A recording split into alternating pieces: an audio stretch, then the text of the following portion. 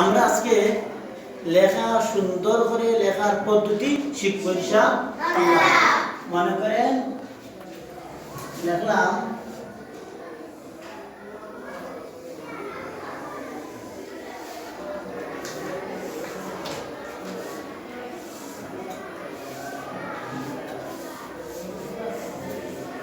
কি লিখছি এখন মনে করেন এই লেখাটা শিক্ষকের লেখা, ঠিক আছে? মনে করেন আমি ছাত্র, আমি লিখতেছি। আমি লিখলে এইভাবে লিখবো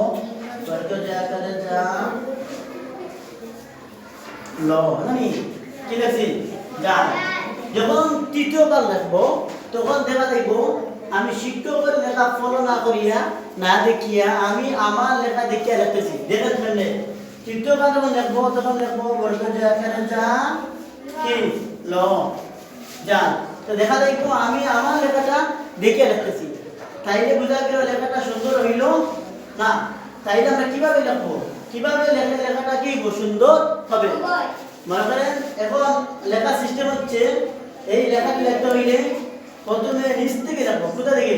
নিচ থেকে। দেখেন নিচ থেকে লিখতেছি, ওই লেখা ফলো করতেছি।